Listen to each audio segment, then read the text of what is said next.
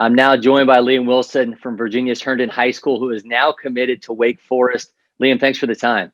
Thank you very much. So, as I mentioned, you're now committed to Wake Forest, the Demon Deacons that just came through about a week ago. Take me inside that decision. What was it about that program that won out over other schools that were calling about you? Yeah, so I think the biggest thing was feeling comfortable with the coaches, and I think that was a big part of it, and the school itself. That was a big thing me and my family looked at. Something to be proud of, and then also where they're taking the program right now, and that's something to be excited about as well. And they're just bringing a lot of great players. What messages have you heard from the coaching staff at Wake? I mean, you've still got plenty of time, 2023 before you get to Winston-Salem. But what have they liked about your game, and what are they asking you to kind of focus on over these next couple seasons? Yeah, so for the next 2 years, we're doing, they take all their commits. We'll do, commit camps, all that stuff, and I'm on all these group chats with the other dudes. So we're talking it up and building those relationships now, and just kind of getting going now. Did you know any of the guys that were already committed that, before you had done your commitment? Did you know any of the future teammates that you'll have there at Wake?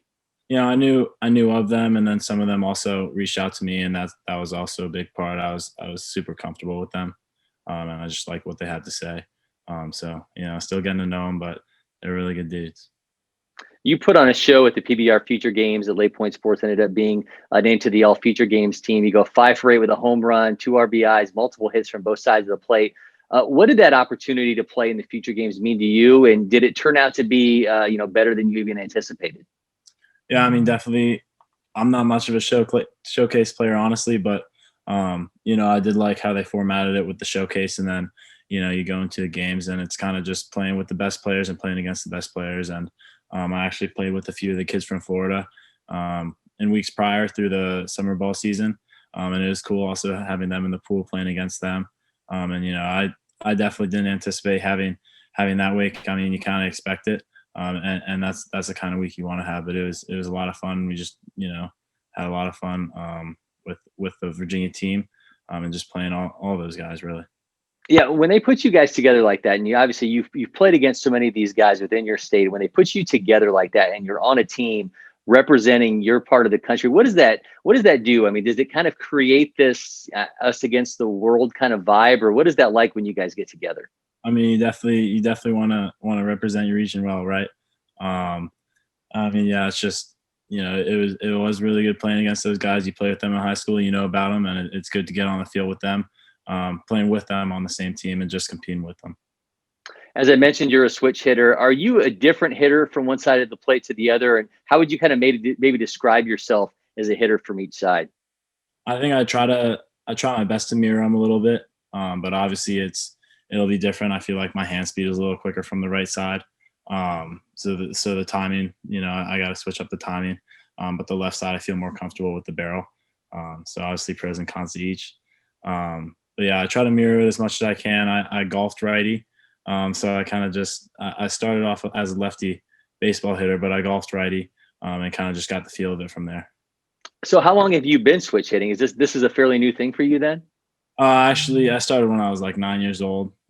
So obviously it is a lot to keep up with, and doing it every time you go to the cages, you got to hit both sides just the same amount.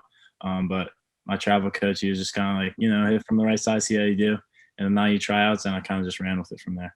So it was your coach's idea. This wasn't something where you were like, or your family wanted to approach it. This was a coach that kind of saw this ability in you. Yeah, yes, sir.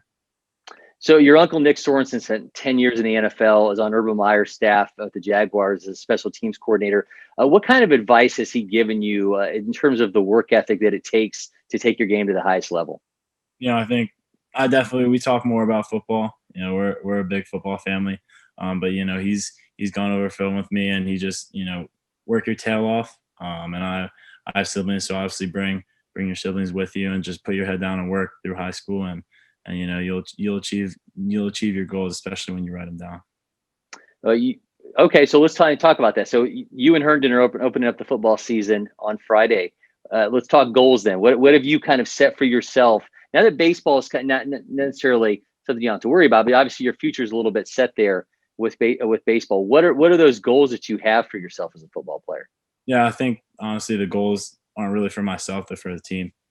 So I would say just, obviously be the best team in the district. There's steps to get there, but be the best team in the district. We're going to try to put as many donuts on the board as possible on defense, and then obviously put the ball in the end zone every single drive on offense. But realistically speaking, put up 40 plus every game, and then try to hold them to 0, and then obviously win the game. Well, speaking like a leader, and you're obviously the quarterback there, Herndon, a three sport athlete. What does it mean to you to be able to be an athlete and not someone where, someone looks at you and says, okay, well, Liam Wilson's a baseball player, but someone looks at you and says, this is a guy who, goes out every season and delivers no matter what sport it is. I think there's definitely something to be said about that. You don't really see much of that anymore, sadly. But that's also something my uncle and my family has encouraged me to do, is play 3 sports. At times it's not the most fun going right into the other one. You're kind of worn down a little bit. It is a lot of fun. It's just getting out there and competing. You just got to remember, just try to be better than the next guy, and you can make anything you do fun. There's a lot of coaches though that really like that in a baseball player, a guy who, doesn't just focus on that one thing and is able to be more a rounded athlete. How do you feel like it helps you in terms of baseball, that the fact that you are doing something else outside of just playing that sport? Yeah, I think honestly, just football, with throwing the football, it's a totally different arm motion. A lot of people, pick up a football, you think it would be kind of the same, and it takes me like 2 or 3 weeks to just get it down in practice. And I was struggling with it the first week or two. I was like, dang, what's going on? It's because I've been playing baseball all summer.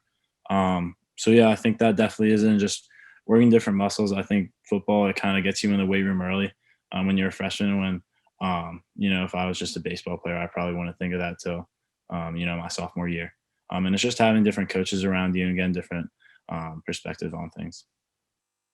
Well, Liam, listen, I really appreciate it. Best of luck and congratulations. And again, congratulations on the commitment to Wake Forest. Thank you very much.